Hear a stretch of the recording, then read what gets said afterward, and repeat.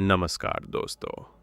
आज हम आरंभ कर रहे हैं भविष्य मालिका, एक ऐसा दिव्य ग्रंथ जिसे स्वयं महापुरुष श्री अच्युतानंद दास जी ने ओडिया भाषा में लिखा।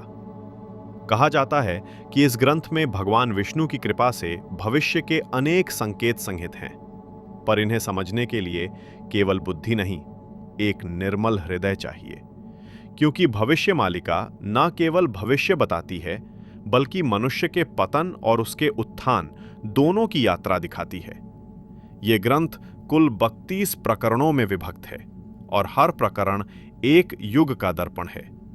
आज हम इसका प्रथम प्रकरण कलयुग का आरंभ और पतन की रेखा समझेंगे।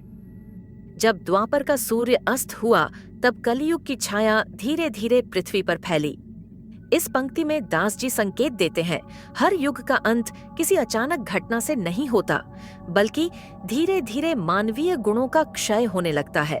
सत्य, दया और तप 3 स्तंभ गिर जाते हैं, केवल दान का स्तंभ शेष रहता है। लेकिन आज के युग में दान भी प्रदर्शन बन गया है, सेवा नहीं, प्रसिद्धि की चाह। फिर वे बताते हैं, राजाओं ने नीति छोड़ दी, न्याय बिकने लगा, मंत्री स्वार्थी हो गए। यह केवल उस युग का चित्र नहीं, बल्कि हर काल का संकेत है, जहां सत्ता, धन और धर्म एक दूसरे से दूर हो जाते हैं। धन ही नया देवता बन जाता है। गुरु शिष्य से धन लेकर ज्ञान देने लगे। आज भी ये दृश्य चारों ओर दिखता है। ज्ञान बिकता है और हृदय का विवेक लुप्त होता जा रहा है। अच्युतानंद दास जी यहाँ केवल शिक्षा प्रणाली की बात नहीं कर रहे, बल्कि आध्यात्मिक संबंध की टूटन को दर्शा रहे हैं, जहां गुरु शिष्य का प्रेम अब लेन देन बन गया है। स्त्रियां आभूषणों से मापी जाने लगीं, पुरुष वैभव से। ये वाक्य उस समाज की गहरी बीमारी को उजागर करता है, जहां बाहरी चमक ने अंतःकरण की शुद्धता को दबा दिया। दास जी कहते हैं, विवाह, व्रत, उपवास सब दिखावे के उत्सव बन गए। आज सोशल मीडिया का युग भी कहीं ना कहीं उसी प्रवृत्ति को दोहरा रहा है। गौ सेवा और ब्राह्मण सम्मान लुप्त हुआ, कृषि और गोपालन छूट गए। ये पंक्तियां धरती की चेतावनी है। जब मनुष्य प्रकृति से विमुख हुआ, धरती ने अपना तेज खो दिया। जल, वन, पर्वत सब उसके पापों से कराह उठे। यहाँ ब्राह्मण सम्मान किसी जाति विशेष से संबंधित नहीं है, बल्कि ब्राह्मण शब्द का अभिप्राय गुरु से है, क्योंकि प्राचीन समय में व्यक्ति का कर्म ही उसका वर्ण निर्धारित करता था। इसीलिए यहाँ ब्राह्मण का संदर्भ ज्ञानदाता, गुरु या सद्गुरु से है। प्रजा भूखी, राजा निर्दयी। ये वो समय है जब सत्य बोलने वाला अकेला पड़ जाता है और झूठ सम्मानित कहलाता है। दास जी इस युग के नैतिक पतन की चरम सीमा दिखाते हैं। धर्माचार्य भी स्वार्थी बन गए और साधु के वेश में असाधुता छिपी रहने लगी। नदियां हो मैली, मनुष्यों के मन उससे भी मैले। कितनी गहरी पंक्ति है यह। भौतिक प्रदूषण से पहले मन का प्रदूषण आता है।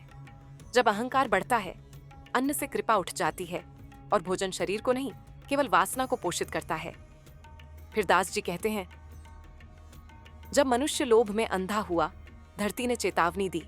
कभी सूखा, कभी जल प्रलय, कभी रोग। क्या यह आज की धरती की पुकार नहीं लगती? यह केवल भविष्यवाणी नहीं, मानव को दी गई आध्यात्मिक चेतावनी है। और फिर जब सब और अंधकार छा गया, तब आकाश से दिव्य वाणी गूंजी, जो मनुष्य सच्चे हृदय से हरि का नाम लेगा, वही अंधकार में प्रकाश पाएगा। यही है भविष्य मालिका का पहला प्रकाश। अंत में अच्युतानंद दास जी लिखते हैं, कलयुग का अंत विनाश से नहीं, जागरण से होगा। ये पंक्ति संपूर्ण ग्रंथ का सार है। भगवान मानव को नष्ट नहीं करना चाहते, उसे जगाना चाहते हैं। जो सच्चे मन से हरि स्मरण करेगा, वही कलयुग की अंधेरी रात में दीपक बनेगा। यह था भविष्य मालिका का प्रथम प्रकरण, कलयुग का आरंभ और पतन की रेखा। इन वचनों में छिपा है एक स्पष्ट संदेश कि चाहे युग कितना भी अंधकारमय क्यों न हो, अगर हमारे भीतर भक्ति, सच्चाई और प्रेम शेष है तो हर अंधकार का अंत अवश्य होगा। मैं आशा करती हूँ कि श्री अच्युतानंद दास जी के ये वचन आपके हृदय में भी वही चेतना जगाएंगे जो हमें बाहरी दुनिया से नहीं, अपने अंतर के हरि से जोड़ती है। अगले भाग में हम देखेंगे कि कैसे महापुरुष इस अंधकार के बीच भी नए प्रभात की भविष्यवाणी करते हैं। हरि नाम ही कलयुग का एकमात्र संबल है। धन्यवाद। जय श्री हरि।